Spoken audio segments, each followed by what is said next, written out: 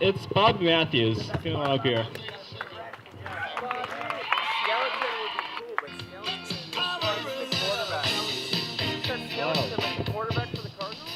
As David said, my name is Bobby, which I don't recommend. That's a really fucking shitty name to have. There's a Robbie here, and so like the next like 3.5 minutes are kind of gonna also apply to you. But the name Bobby, it's just shitty to have. Like, that's not only my own opinion, it's the opinion of every woman that I've ever hit on in my entire life. Like, it doesn't matter how solid and firm my handshake is, because it's just like immediately canceled out by the fact that I just told you my name is Bobby.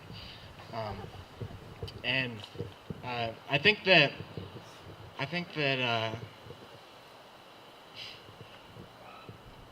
the name shouldn't just not exist. Like, the name Bobby does need to exist, but only if it's like in hypothetical 4th grade math problems. Like for instance, Bobby has been in college for 4 semesters and he's taken out a student loan in every one. If his interest rate is 10.5%, how long will it be until Bobby fucking kills himself? And I honestly don't know the answer to that story problem yet. It's kind of up in the air, honestly. I'm working on it. I don't like to talk that way about my mom, but I also just don't talk that way around my mom. I also don't talk that way about her. But I just don't even talk to her at all, which I felt bad about recently. I got pretty sad about the fact that I never talked to my mom, and that probably fucking sucks for her. And so I decided I was gonna text her and like really show her that I was like a well-adjusted adult. And I added my dad to the group message too, because I thought it'd be a dick move to not say some nice things to him. The text that I came up with was, "Hey guys, I just want to let you know that I love you." And I was like, wow, Bobby, that's the nicest shit that you've ever come up with in your life. They're going to be so impressed with you. But it turns out that if your parents wake up to a text that says, "I just want to let you know I love you," there is a 100% chance that they think you are dead. And because like my parents, I'm from Michigan, and I moved out to Arizona, which is, my parents have Netflix, so they've watched Breaking Bad, and they know that the desert can be a little bit dangerous. And when you couple that with the fact that I'm also addicted to meth, they were pretty convinced that I was done. But because of the time zone, the text messages, they didn't get to my mom until she woke up in the morning, and she was calling me, but the happiness wore off, and so I just put that shit on Do Not Disturb. Right? Fuck you, Mom.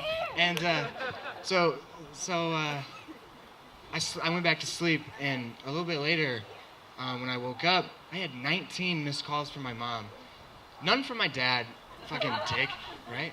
Like, I think his birthday's coming up, and just because of that, the max that I can get him for his birthday is like one of those shitty yellow hats that the foreign kids wear from that Walmart on campus. Like, that's like the max thing that he now deserves, because he didn't give a shit that I had died from meth. I was talking to my mom, and the best way to convince her that I had not died was to call her back. She believed it. And it just kind of went right back to shooting par for the course, and just my mom telling me shit that I really did not want to listen to at all, and just like agreeing.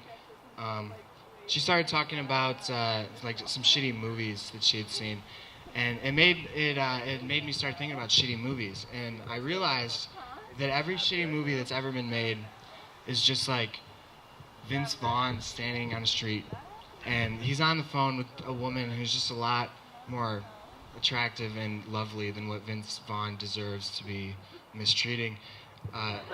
And it's like the part of the movie where it's all fucking falling apart for Vince Vaughn. It's not the beginning of his life either, which is contrary to popular belief.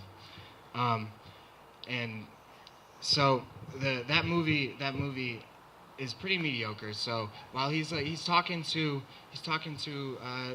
Jennifer Aniston / Cameron Diaz / somebody, Anna maybe, and she's telling him that like they have to. He's no longer allowed to come to her grandma's delayed bar mitzvah. The like World War II fucked up, and just whatever like shitty plot that Vince Vaughn agreed to be a part of. I'm pretty sure that when Vince Vaughn gets a script, that's 26% on Rotten Tomatoes. I'm down with that, and he signs the contract.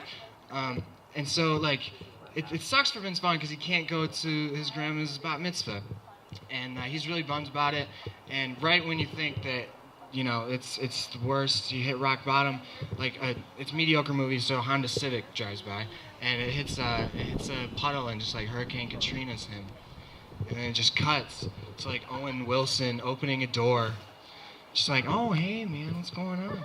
And it shit's yeah, wow, it's not good for Vince Vaughn. He's just standing there drenched, and he explains his situation, but also all of World War II. Like he just like starts in Normandy, and it's like there's like 6 million of them. It's crazy, and so he gets to the point where he has to make up this bat mitzvah.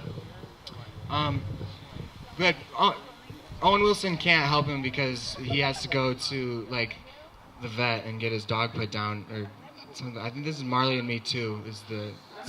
I found it on Reddit. And this is the script, and he can't help him. So Vince Vaughn, he goes to the bat mitzvah, and he gives like a nice 30-second monologue about some bullshit. And it's a PG-13 movie. Vince Vaughn wants your whole family to be able to see this piece of shit. So all they can do to make up is kiss. They just like have a nice kiss, and that's it. That's just the end of the movie.